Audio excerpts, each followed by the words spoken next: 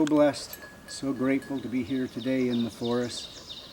We're calling out to the land guardians, the spirits that are here, asking for permission, asking to be shown some secrets.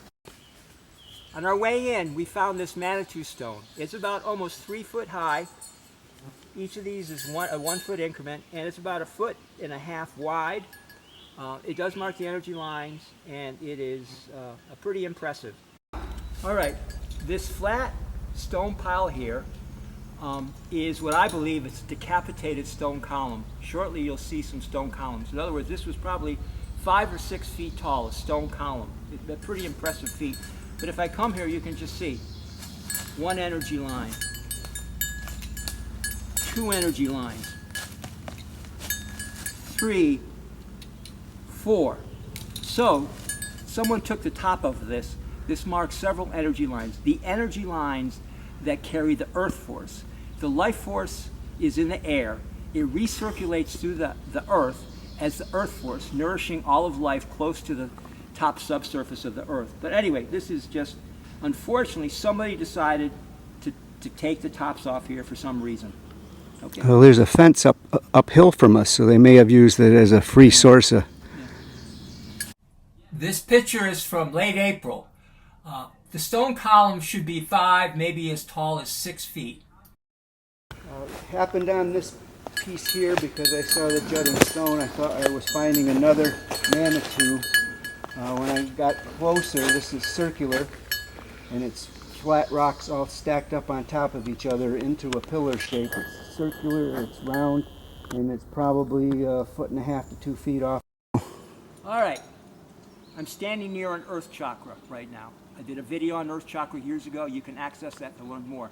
Now, there are hundreds, if not thousands, of energy lines converging or produced in this area. This earth chakra is producing 2 of them. And these 2 energy lines move the earth force. In the ether above, the life force circulates in the air, nourishing all of plant life, all of the living organisms that live above the earth, or in the atmosphere. The earth force nourishes everything on the top subsoil. So what happens is the life force is pulled in. If you look at my rods here, I'm pointing. You can see my rods are pointing in this general direction. Is being pulled in. If I put my hands over here, there's a vortex. A vortex is pulling in all the life force as I speak right now. Now, this vortex is not per se an energy vortex that we form with humans. It is a natural apparatus of Mother Earth. It is part of her subtle body, just as our chakras are part of our subtle body. It takes that life force and then funnels it into the ground via these two energy lines perpendicular to each other as the earth force. They break off into smaller and smaller fragments, but basically it nourishes everything that lives in the earth. Jada Bear is in the hollowed out center of a stone pile covering several earth chakras. The line that runs perpendicular to the screen here has several earth chakras breaking off of it. The stone, again, is an inanimate object. It blocks the flow of the life force. So when the life force hits the stone, it bounces off looking for another chakra to go into.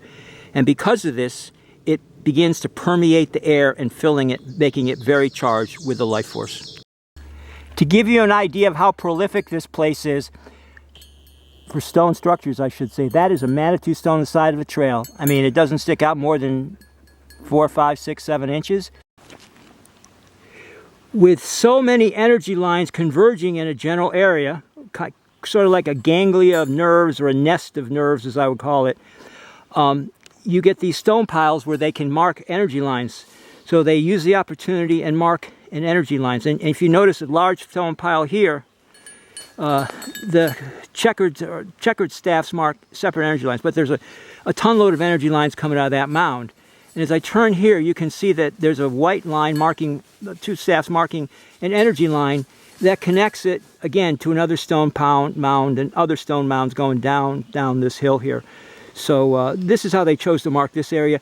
Others are have stone columns. I'm standing in a large circle of stones. It's very difficult to see because it's been covered over with trees and brushes and branches and all sorts of stuff. but it is a large circle. Within it are numerous stones. Just caught my eye. Peter suggested it might be a medicine wheel. It doesn't seem to be a medicine wheel, but it still may be. But now what we do notice is I've got these staffs down. It marks the convergence of numerous energy lines, those same energy lines that carry the earth force, which is the life force in the earth. So I've seen this below along the Hudson River, nothing to this size or extent, but I've got 5. I wouldn't be surprised if there's a dozen or 2 dozen energy lines converging on this area. Now, was it a sacred area? So the first thing when you look at a sacred area, you say, what's the vibe? And interestingly, this one place, it's spinning around a little clockwise. So the vibe in the air means it was a positive place, which is a great sign that this was, maybe it was used for medicine, well, maybe it wasn't.